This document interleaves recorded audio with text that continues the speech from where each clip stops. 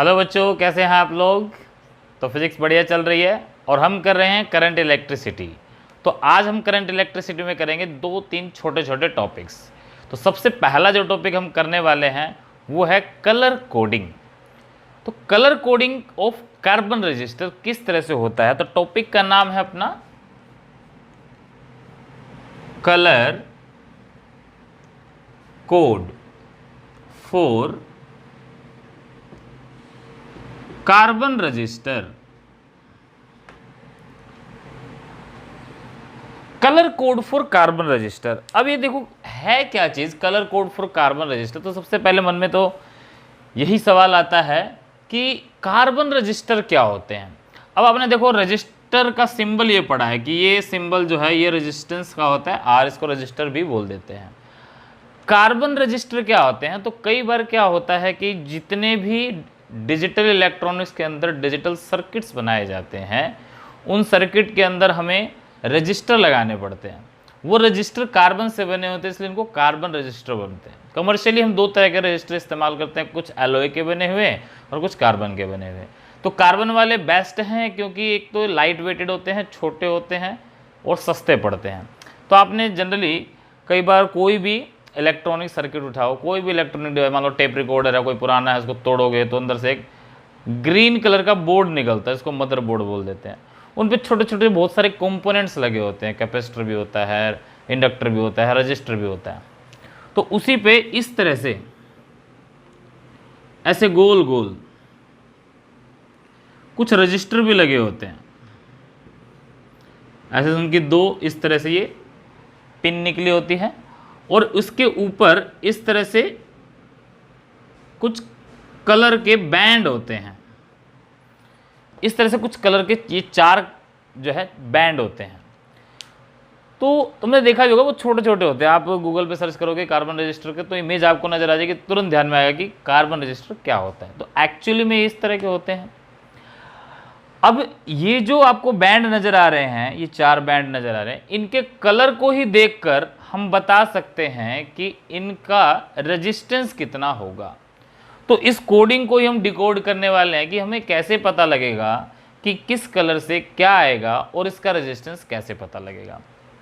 तो देखो बड़ा आसान है, बोर्ड का टॉपिक है, कई बार 2 मार्क्स में आता है या 1 मार्क्स में आता है, तो बहुत आसान तरीके से आप इसको सॉल्व कर सकते हो। तो कोई भी कार्बन रजिस्टर होगा, जैसे कि मैंने भी बनाया था, इस तरह का होता है, वो सिलेंड्रिकल शेप में। मान लो यहां पर ये एक पट्टी दे रखी है आपको, एक पट्टी ये है, इसके साथ में ही दूसरे कलर की पट्टी होती है, फिर इसके साथ तीसरे कलर की, और जो चौथा कलर है वो थोड़ा सा इनसे गैप पे यहाँ होता है। कई बार चारों एक साथ भी दिखा देते हैं, वो भी कोई गलत नहीं है, बट 4 कलर का बैंड होता है। जनरली 3 इकट्ठे और एक चौथा बिल्कुल लास्ट में होता है। अब ये क्या क्या रिप्रेजेंट कर रहे हैं। मान लो बैंड नंबर 1, ये 2, ये 3, ये 4। तो जो पहला बैंड है, ये पहला बैंड है, ये क्या चीज बताएगा। ये बताएगा first significant digit of resistance. जैसे रेजिस्टेंस मैंने बोला 25 ओम, तो 25 ओम में पहली सिग्निफिकेंट डिजिट है 2। तो इस तरह से ये पहला बैंड क्या बताएगा, पहली सिग्निफिकेंट डिजिट। सेकंड बैंड क्या बताएगा, सेकंड बैंड बताएगा second significant digit of resistance. उस रेजिस्टेंस की second significant digit second band बताएगा। थर्ड बैंड क्या बताएगा, ये थर्ड बैंड। तो थर्ड बैंड बताएगा आपका मल्टीप्लायर। अभी मल्टीप्लायर क्या होता है, तो जब मैं कोडिंग करवाऊंगा उसमें बताऊंगा एक्चुअली मल्टीप्लायर क्या है। तो वास्तव में मल्टीप्लायर ऑर्डर ऑफ मैग्नीट्यूड बताता है, किस ऑर्डर तक रेजिस्टेंस वेरी कर सकता है। तो वो आता है मल्टीप्लायर में। और जो चौथा बैंड है ये होता है टॉलरेंस। मल्टीप्लायर 10 की पावर में आएगा हमेशा, टॉलरेंस आता है प्लस माइनस कितना वेरिएशन उसके अंदर आ सकता है जनरली, तो ये टॉलरेंस आएगा, वो है चौथे बैंड में। तो ये चार चीज़ें चारों बैंड बताते हैं। अगर यहाँ से थोड़ा सा दोबारा पढ़ ले तो ये फर्स्ट सिग्निफिकेंट डिजिट, और ये वाला आएगा सेकंड सिग्निफिकेंट डिजिट, थर्ड बताएगा मल्टीप्लायर, और फोर्थ क्या बताएगा टॉलरेंस। ये चीज़ें याद रखनी है जिससे कि हम जब कोडिंग करेंगे तो आपको ध्यान में आएगा। अब जरा देखते हैं कि किस तरह का कलर कौन से कोड को रिप्रेजेंट करता है। तो एक बार जल्दी से इसको नोट कर लो, पॉज करके नोट कर लो या स्क्रीनशॉट ले लो ताकि बाद में नोट कर सको। चलिए, तो हमारे पास एक टेबल है, उस टेबल को आपने याद रखना पड़ेगा। टेबल को याद कर लोगे तो आसानी रहेगी। तो टेबल क्या है, टेबल में एक कॉलम है कलर का, एक कॉलम है कोड का, this is colour, this is code. तीसरा कॉलम आता है मल्टीप्लायर का, मल्टीप्लायर। फिर इसी तरह से एक टेबल यहां बना लेंगे कलर और टॉलरेंस। देखो, तो कलर सबसे पहले नंबर आता है ब्लैक का, फिर है ब्राउन,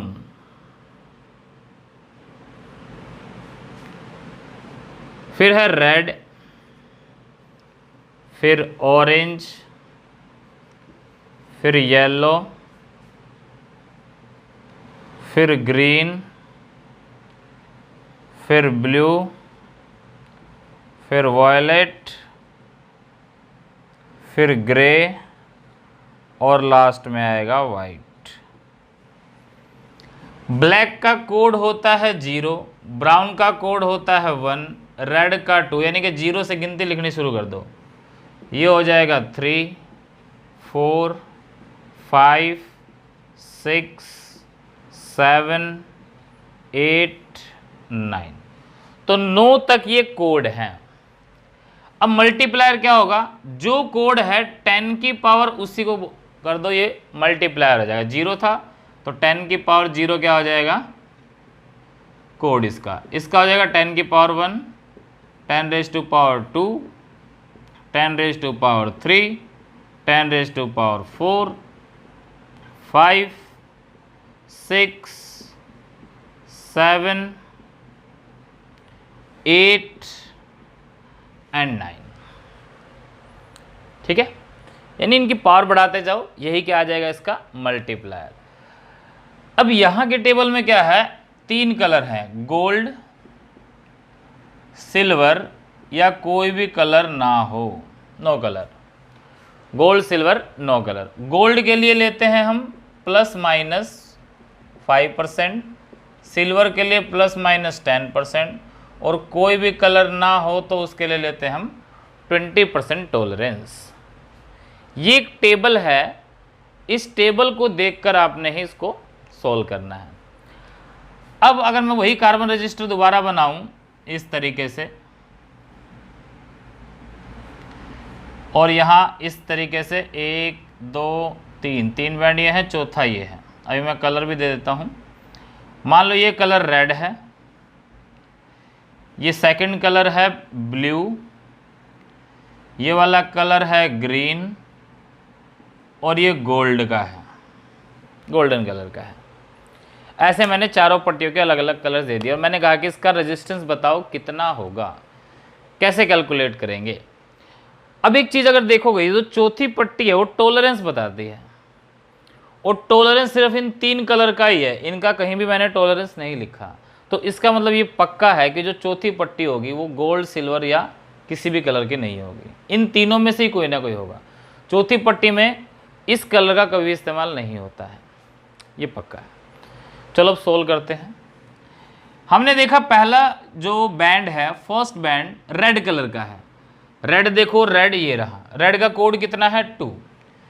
तो पहला बैंड क्या बताता था, फर्स्ट सिग्निफिकेंट डिजिट, तो फर्स्ट सिग्निफिकेंट डिजिट हमारी कितनी आ गई 2। दूसरा बैंड आ गया ब्लू, दूसरा बैंड क्या आ गया ब्लू। अब दूसरा बैंड क्या बताएगा, सेकंड सिग्निफिकेंट डिजिट, तो हमने यहां देखा ब्लू का है, ब्लू ये रहा, ब्लू का कोड है 6, तो सेकंड डिजिट हो गई 6। First band first digit, second band second digit, जो उनका कोड है वो डिजिट्स बता देंगे। अब आ जाओ थर्ड पे, थर्ड है ग्रीन। अब थर्ड क्या बताता था, मल्टीप्लायर, क्या बताता था, मल्टीप्लायर। तो थर्ड कलर देखो कौन सा है, ग्रीन। अब ग्रीन इसमें ढूंढो कहाँ, ये रहा ग्रीन। ग्रीन का मल्टीप्लायर है 10 की पावर 5, तो मल्टीप्लायर को हम लिखते हैं इनटू में 10 की पावर 5, ये हो गया इतने ओहम। फिर आ जाएगा प्लस माइनस, चौथी पट्टी है गोल्ड, गोल्ड का टॉलरेंस कितना है 5%, तो प्लस माइनस 5%, ये आंसर आ जाएगा। इस तरीके से इसको डिकोड कर लेंगे हम, और हम बता देंगे कि इस कार्बन रजिस्टर का रेजिस्टेंस इतना है। अब ये इतने छोटे होते हैं कि इनके ऊपर लिखा नहीं जा सकता, बड़ा मुश्किल होता है, इसलिए हम कलर कोडिंग कर देते हैं ताकि कलर से ही पता लग जाए कि इसका रेजिस्टेंस कितना है। तो इसको डिकोड करने के लिए आपको ये टेबल याद होनी चाहिए, और टेबल में भी बिल्कुल सीरीज में होना चाहिए, ये नहीं कि ब्राउन पहले लिख दिया, रेड बाद में लिख दिया, या येलो पहले लिख दिया, मतलब इंटरचेंज नहीं करना, बिल्कुल एक के बाद एक जो लिखा हुआ यही कोडिंग होनी चाहिए। अब तुमको कही तो उसको याद करना तो मुश्किल है, सर कैसे याद करें, ठीक है ना, इसको कैसे याद करें, तो याद करने का कोई तरीका बताना पड़ेगा। तो लो जी तरीका बता देते हैं। बहुत एक छोटा तरीका है, छोटी सी ट्रिक बनाई गई इसको याद करने के लिए, और वो ट्रिक क्या है, तो एक स्टेटमेंट है, एक लाइन है जो आपने याद करनी है, जिससे तुरंत सॉल्व हो जाएगा। जैसे वो लाइन क्या है, लाइन है B B Roy of Great Britain having very good wife, having very good wife, wearing gold silver necklace। बीबी रॉय नाम के ग्रेट ब्रिटेन के व्यक्ति के पास एक बहुत अच्छी वाइफ है, great Britain having very good wife, जो कि गोल्ड और सिल्वर का नेकलेस पहनती है। एक स्टेटमेंट है जिसको आसानी से आप याद रख सकते हैं, B B Roy of Great Britain having very good wife wearing gold silver necklace. अब इसमें कोडिंग कहाँ है, इस पूरी स्टेटमेंट में जो कैपिटल लेटर्स नजर आ रहे हैं वो कोड हैं, बी कैपिटल बी कैपिटल, तो 0 से शुरू कर दो, 0 1 2 3 4, ये सारे कैपिटल हैं। फिर ये स्मॉल आ गया, ये नहीं है, 5 6, ये स्मॉल आ गया नहीं है, 7 8 9, 9 तक ही कोड था हमारा। 0 से स्टार्ट करना, ये याद रखना, कई बार हम यहाँ 1 से स्टार्ट कर देते हैं तो एक गलत हो जाता है, इसलिए हमेशा स्टार्ट कहाँ से करना है, 0 से करना है, ठीक है। तो 9 तक हो गया। गोल्ड सिल्वर इसमें तो क्या लिखना, 5 10 20, ये तो टॉलरेंस के काम आना, बहुत आसान है, इतने से भी याद हो सकता था ये। चलो अब ये लिख दिया, अब जरा पहचान करते हैं इसमें कैसे होगा। जैसे मैंने कहा रेड, अब तुम देखोगे रेड है 2, तो तुम लिख दोगे रेड के ऊपर क्या लिखा हुआ है 2, तो 2 पहले डिजिट 2। दूसरे डिजिट क्या है ब्लू, अब तुम देखोगे बी से ब्लैक भी होता है, बी से ब्राउन भी होता है, बी से ब्लू भी होता है। कैसे पता लगे पहले ब्लैक है ब्राउन है, कई बार कन्फ्यूजन हो जाती है, भूल जाते हैं कि पहले ब्लैक था ब्राउन था या ब्लू था। तो उसको याद रखने का एक तरीका भी है, या तो रट लो, और नहीं तो याद करो कि आपके जीवन में अगर प्रकाश होने वाला तो उससे पहले क्या रहा होगा, अंधेरा। पहले अंधेरा होता है, अंधेरा छटता तो क्या होती है, भोर होती है, भूरा कलर हो जाता है ना, ब्राउन, अंधेरे से ब्राउन, तो पहले अंधेरा फिर ब्राउन फिर जो है ब्लू आएगा, तो लास्ट में ब्लू है, इस तरह से याद रख सकते हो। तो ब्लैक ब्राउन, तो ब्लू, तो इसका मतलब ये हुआ ब्लू के ऊपर क्या लिखा हुआ है 6, तो सेकंड डिजिट होगी हमारी 6। थर्ड है मल्टीप्लायर, मल्टीप्लायर क्या है ग्रीन, तो ग्रीन है, अब जी से ग्रीन जी से ग्रे भी है, तो इसमें भी पहले हरियाली बाद में वो। तो जी से ग्रीन पहले, ग्रे बाद में, तो ग्रीन है 5 और ग्रीन का क्या है मल्टीप्लायर, तो मल्टीप्लाई करके लिख देंगे 10⁵ ओहम। और लास्ट में क्या है गोल्ड, गोल्ड के नीचे लिखा है 5 तो ±5%, बस ये आंसर आ गया। तो जरा ये ट्रिक इस्तेमाल करो और एक क्वेश्चन दे रहा हूं जल्दी से करके दिखाओ मुझे। क्वेश्चन है ये हमारे पास एक कार्बन रजिस्टर है, ये पहली पट्टी, ये दूसरी पट्टी, ये तीसरी पट्टी, ये चौथी पट्टी। ये पट्टी है आपकी ग्रे कलर की, ये है येलो, ये आ गई जी चलो ब्राउन ले लो यार, ये सिल्वर, बताओ वाइट ले लो, चलो बताओ इसका क्या होगा, जल्दी से एक बार सोल्व करो फटाफट, पॉज करो, सोल्व करो जल्दी से, यही अपने आप लाइन लिखो और सोल्व कर दो फटाफट, चलो ठीक है कर लिया होगा। आंसर देखते हैं इसका क्या आएगा। पहली पट्टी है ग्रे, हमने देखा ग्रे का कोड होता है 8, तो पहला मतलब आर का पहला डिजिट हो गया 8। दूसरी पट्टी है येलो, येलो के ऊपर देखा 4 तो दूसरी डिजिट हो गई 4। तीसरा होता है मल्टीप्लायर, मल्टीप्लायर नहीं वाइट, वाइट के ऊपर देखो 9 है। तो अब एक चीज और, मल्टीप्लायर कैसे लिखते थे, जो कोड है 10 की पावर वही क्या होता है मल्टीप्लायर, तो कोड है 9 तो इंटू करके 10 की पावर 9 कर दोगे तो क्या हो जाएगा ये मल्टीप्लायर। मल्टीप्लायर में यही तो करते हैं, जो कोड होता है 10 की पावर वही क्या होता है मल्टीप्लायर। ये ओम हो गया, प्लस माइनस सिल्वर है तो 10%, तो ये चीज़ इसका आंसर आया इसका सही है। और आई थिंक 100% बच्चों का यही आंसर आया होगा। एक बड़ा छोटा सा टॉपिक था जिसको बहुत आसान तरीके से आप सॉल्व करके निकाल सकते हो कि किस तरह से रेजिस्टेंस कैलकुलेट होता है। इसका रिवर्स भी दिया हो सकता है, मान लो ये हो जाए कि ये तो दे रखा है, बना के ना दे रखा हो, सीधा कहता है कि सीरीज में जो 4 बैंड होते हैं ये इस कलर के हैं, रेड ब्लू येलो वाइट, ये कलर है, बताओ क्या होगा। तो उसके अकॉर्डिंग आप सॉल्व कर सकते हो, या ये दे रखा हो तो इससे वो कलर बनाना आना चाहिए, दोनों तरीके आने चाहिए आपको, ठीक है। तो ये था अपना colour coding for carbon register, एक बार नोट करो फिर आगे बढ़ते। तो नेक्स्ट टॉपिक है अपना बच्चों मोबाइलिटी, इसको हम मोबाइलिटी बोल देते हैं, मोबिलिटी भी बोल देते हैं, जो आपको ठीक लगे। म्यू इसका सिंबल होता है। अब मोबाइलिटी क्या होता है, जैसे हम सब मोबाइल इस्तेमाल करते हैं, मोबाइल वर्ड का मतलब क्या होता है, मोबाइल वर्ड का मतलब होता है फ्री टू मूव, जो मूव करने के लिए स्वतंत्र हो, अपने आप कोई इस पर बाउंडेशन ना हो, तो वो होता है मोबाइल। कोई भी चीज़ मूव कर सकते है उसको बोलते हैं कि वो मोबाइल है, उसी से बना है मोबिलिटी। अब हमें पता है कि हमारे कंडक्टर के अंदर जैसे ही हम इलेक्ट्रिक फील्ड अप्लाई करते हैं, यहाँ इलेक्ट्रिक फील्ड अप्लाई करते हैं तो क्या होता है, इलेक्ट्रॉन इधर मूव करता है और जो होल होता है वो इधर मूव करता है, ठीक है।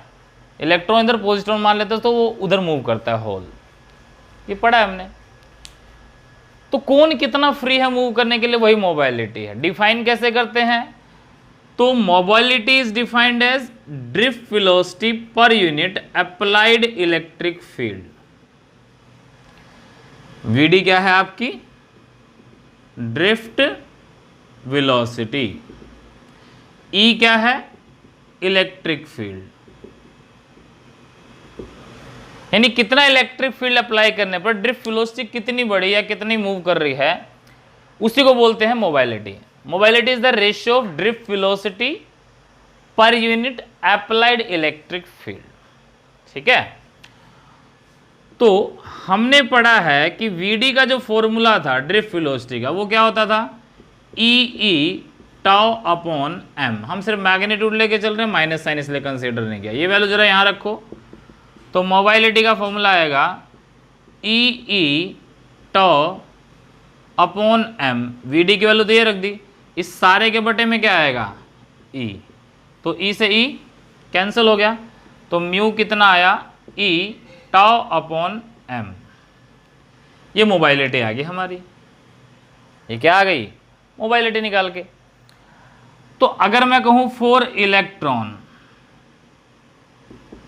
इलेक्ट्रॉन के लिए मोबाइलिटी कितनी होगी, म्यू ई। अब इलेक्ट्रॉन पे चार्ज कितना होता है, E. Relaxation time tau for E, tau E relaxation time for electron, और m हो जाएगा मास ऑफ इलेक्ट्रॉन। इसी तरह अगर होल्स की मोबिलिटी निकालोगे तो होल्स की मोबिलिटी का फॉर्मूला आ जाएगा mu H.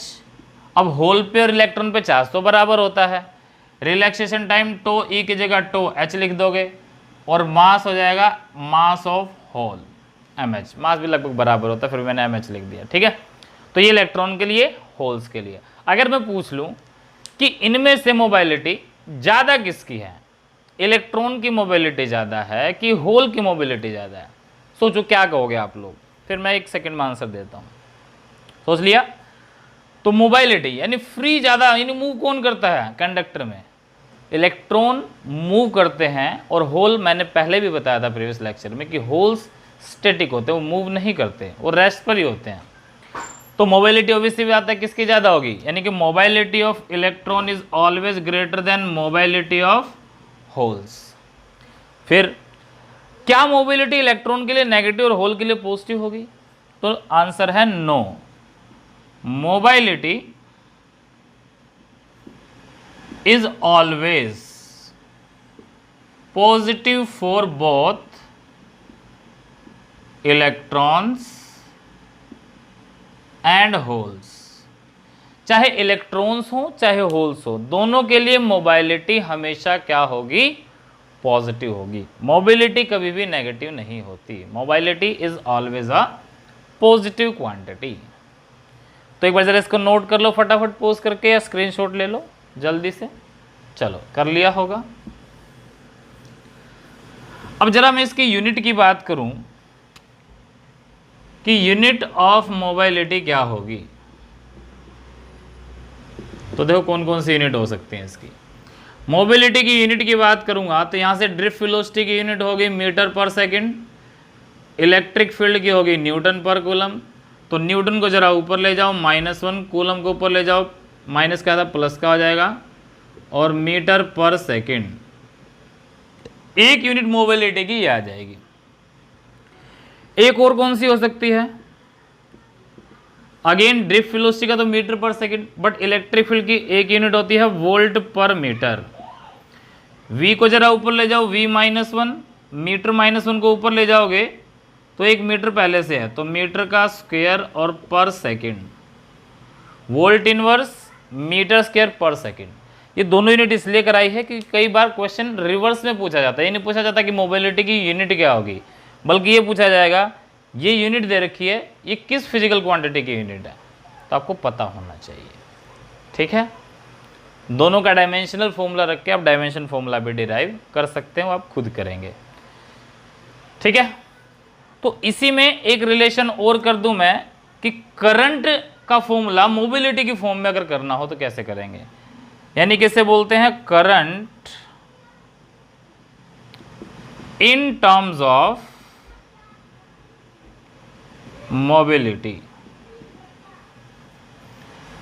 Current in terms of mobility ये क्या होगा, तो current in terms of mobility यानी कि I इज इक्वल्स टू, हमारे पास ये फॉर्मूला था NEAVD, करंट और ड्रिफ्ट वेलोसिटी में रिलेशन होता है। अब यहाँ VD की जगह अगर यहाँ से VD निकालोगे तो क्या आएगा, इनको मल्टीप्लाई कर दो म्यू इंटू में E, तो क्या मैं VD की जगह म्यू इंटू ई लिख सकता हूँ, तो बिल्कुल लिख सकता हूँ। तो यहाँ से देखोगे कि मोबाइलिटी जितनी ज़्यादा होगी करंट भी उतना ज़्यादा आएगा, अगर मोबाइलिटी कम होगी तो करंट भी ज़्यादा आएगा। तो ऑब्वियस सी बात है कि इलेक्ट्रॉन्स की वजह से करंट ज़्यादा होगा, होल्स की वजह से कम होगा, ओवरऑल टोटल करंट उन दोनों का सम ही होता है। तो यहाँ से अगर कोई पूछ ले current in terms of mobility निकाल के दिखाओ, तो आप इस फॉर्मूले को लिख सकते हो। चलो तो जल्दी से फटाफट एक बार इसको नोट कर लो, फिर हम अगले टॉपिक की तरफ बढ़ते हैं। चलिए नोट कर लिया, चलो। तो जो अगला टॉपिक है अपना वो भी इसी तरह का एक छोटा सा टॉपिक है, बट बड़ा इंपॉर्टेंट टॉपिक भी है, और वो टॉपिक है आपका करंट डेंसिटी। क्या है? The topic is current density और इसका सिंबल है J। करंट डेंसिटी सिंबल इसका क्या है? J। ठीक है। अब करंट डेंसिटी नाम की चीज क्या होती है? अभी तो डेंसिटी तो सबने पढ़ा है। डेंसिटी क्या है? Mass by volume. Charge density भी पढ़ लिया हमने। लेंथ पे डिस्ट्रीब्यूट थी तो charge per unit length, area पे थी चार्ज पर यूनिट एरिया, वॉल्यूम पे थी charge per unit volume. But current density क्या है? एक नई टर्म है, नया टॉपिक है, तो जरा समझते हैं J क्या है। तो J होता है I/A, current flowing per unit area. But इसमें कुछ डेफिनेशन में ही बातें ध्यान में करनी है, वो क्या क्या हैं। तो देखो, मान लो अपने पास ये एक कंडक्टर है, इस कंडक्टर से क्या पास हो रहा है? तो करंट पास हो रहा है। इसका क्रॉस सेक्शनल एरिया A है। तो J क्या है? J है करंट डेंसिटी। I क्या है? I है करंट फ्लोइंग थ्रू कंडक्टर। कितना करंट फ्लो कर रहा है। और जो A है वो है एरिया ऑफ कंडक्टर परपेंडिकुलर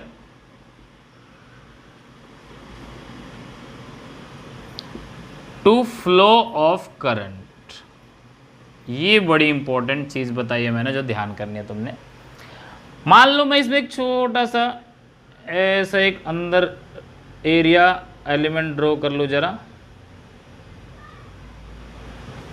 देखो, ये अंदर भी एक एरिया है, करंट इसके बीचों बीच से ऐसे पास हो रहा है।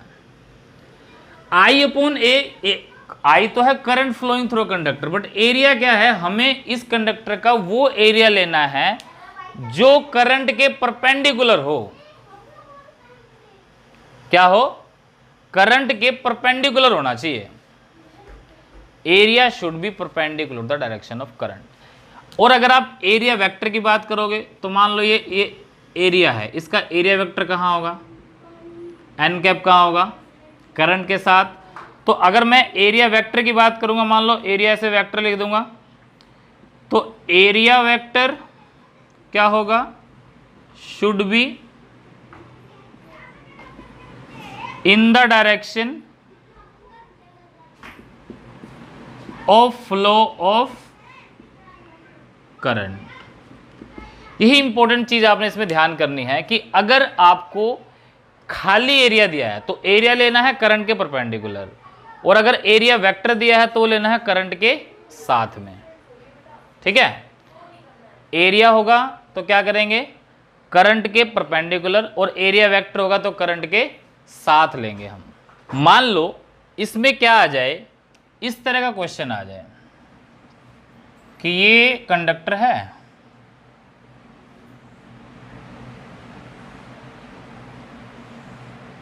करंट ऐसे फ्लो कर रहा है I, और इस तरह का एरिया एलिमेंट दे दिया। ये एरिया एलिमेंट है, ये एरिया एलिमेंट है, और यहां से अगर मैं इसके परपेंडिकुलर ड्रॉ करता हूं, ये एरिया वेक्टर है। एरिया वेक्टर ये करंट के साथ ये एंगल बना रहा है थीटा। ठीक है, ये एंगल क्या है? Theta.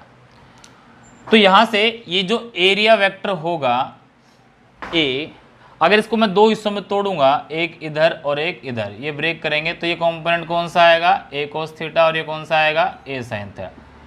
Just similar to electric flux. देखो इलेक्ट्रिक फ्लक्स में क्या होता था? Electric field lines crossing through the surface area in a direction perpendicular to the surface.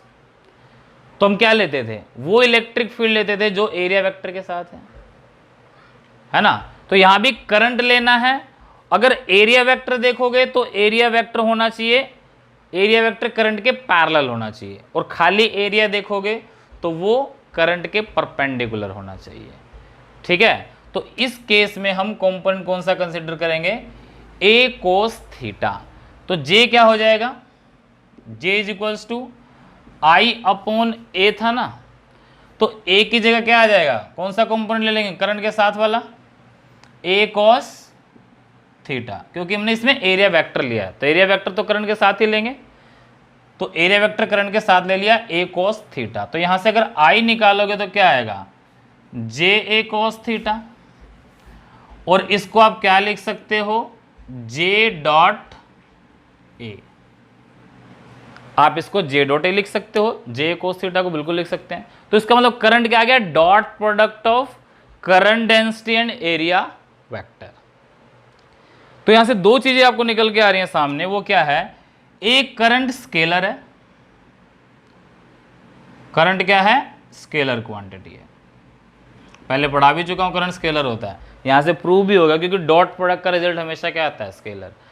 और जे के ऊपर वेक्टर साइन है, इसका मतलब जे क्या है, इसका मतलब जो करंट डेंसिटी है, current density is a vector quantity. तो करंट डेंसिटी क्या है, एक वेक्टर क्वांटिटी है, और करंट डेंसिटी की डायरेक्शन क्या होगी, तो आगे आप पढ़ोगे करंट डेंसिटी की डायरेक्शन वही होती है जो डायरेक्शन होती है अप्लाइड इलेक्ट्रिक फील्ड की, या ये कह सकते हो करंट डेंसिटी जो है करंट की डायरेक्शन में ही होता है, जो डायरेक्शन करंट की होगी उसी डायरेक्शन में करंट डेंसिटी भी जाएगी। आगे मैं रिलेशन में प्रूव भी करने वाला हूं। तो ये समझ में आ गया आपको कि अगर मान लो एंगल दे रखा है तो ये कंपोनेंट वाला इस्तेमाल करोगे, कॉस थीटा वाला फॉर्मूला, और अगर सीधे परपेंडिकुलर दे रखा है तो सीधा एरिया ले लोगे। तो बेसिक आपको फॉर्मूला पता होना चाहिए करंट डेंसिटी का कि क्या होता है। ठीक है, तो ये जरा नोट करो, फिर आगे बढ़ते हैं। कर लिया नोट? तो अब तक हमने देखो जे का फॉर्मूला क्या पढ़ा, आई अपॉन ए। अब हमें पता है करंट और ड्रिफ्ट वेलोसिटी में क्या रिलेशन होता है, I equals to V D E N A, है ना, आई और ड्रिफ्ट वेलोसिटी में रिलेशन होता है। ये वैल्यू अगर मैं यहाँ पुट कर दूँ तो जे का फॉर्मूला क्या बनेगा, V D E N A upon A, तो ए से ए कट जाएगा, तो हम इसको लिख सकते हैं J is equals to N E V D. तो ये करंट डेंसिटी का फॉर्मूला आ जाएगा in terms of drift velocity. तो ड्रिफ्ट वेलोसिटी के टर्म में फॉर्मूला निकालना, तो जे को क्या लिख देंगे हम, एन ई वी डी। ठीक है, और इसके बाद अगर मान लो मुझे जे का फॉर्मूला निकालना है इन टर्म्स ऑफ मोबाइलिटी, तो क्या फॉर्मूला आएगा, मुझे पता है कि वी डी किसके इक्वल आया था, म्यू इंटू में ई, क्योंकि मोबिलिटी क्या होता है, drift velocity per unit applied electric field, तो वी डी क्या होता है, म्यू इंटू ई, तो यहाँ क्या रख देंगे, म्यू इंटू ई। तो ये मोबिलिटी का फॉर्मूला आ जाएगा इन टर्म्स ऑफ, सॉरी, ये करंट डेंसिटी का फॉर्मूला आ जाएगा इन टर्म्स ऑफ मोबाइलिटी, ये करंट डेंसिटी का फॉर्मूला आ जाएगा in terms of drift velocity. तो 1, 2 और 3 करंट डेंसिटी के फॉर्मूला के तीनों को हम न्यूमेरिकल में अकॉर्डिंगली इस्तेमाल कर सकते हैं जो चीज़ वैल्यू हमें गिवन होगी। ठीक है, अब इसी में देखते हैं ओम्स लॉ की वेक्टर फॉर्म को, जिसमें करंट डेंसिटी का इस्तेमाल भी होगा। ठीक है, तो ओम्स लॉ की वेक्टर फॉर्म क्या है, अभी पहले पढ़ेंगे फिर उसको डिराइव भी करेंगे। तो उसको बोल देते हैं vector form of Ohm's law, या इसको हम ये भी बोल देते हैं microscopic form of Ohm's law.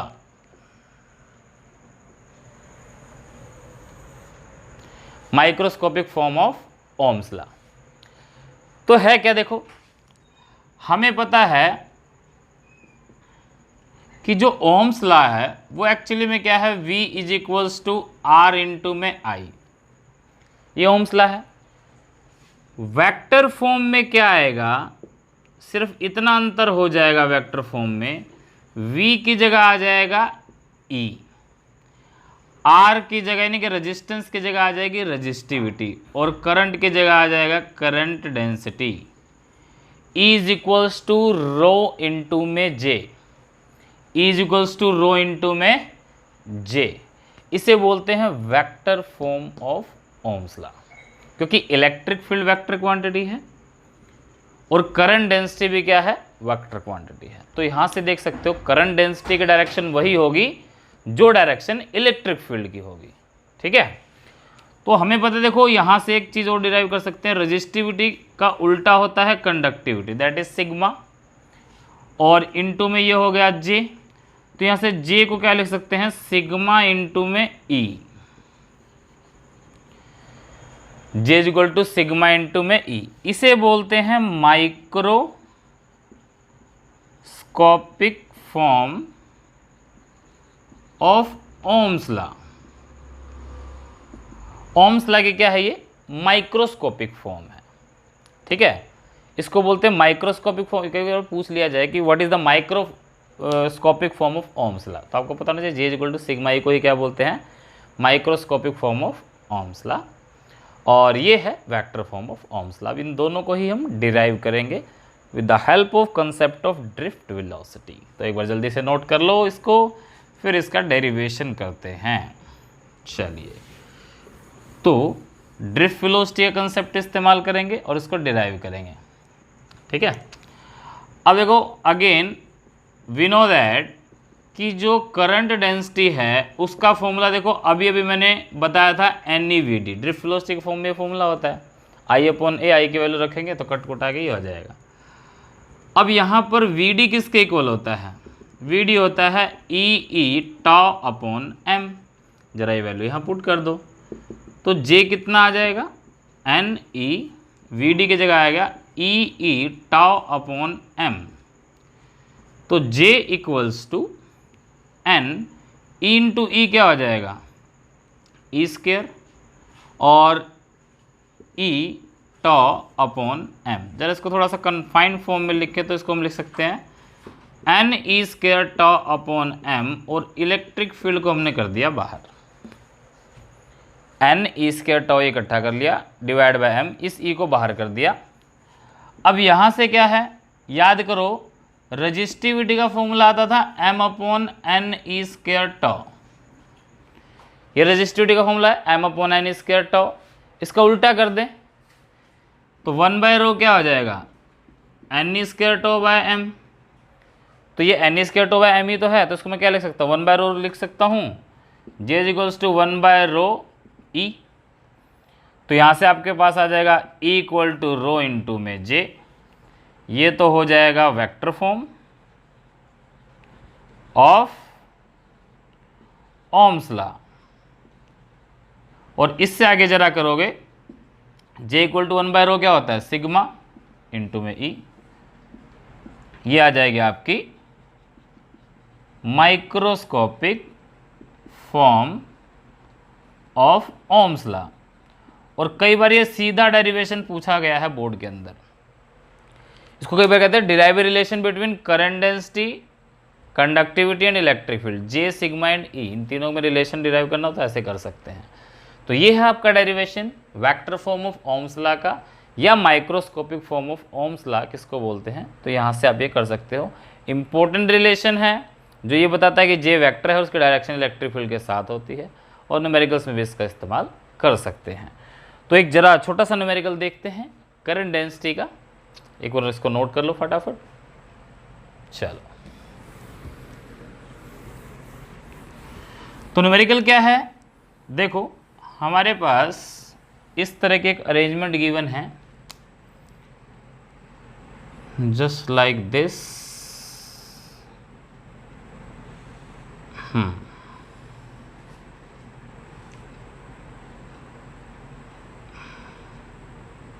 थोड़ा और कर लेते हैं इसको।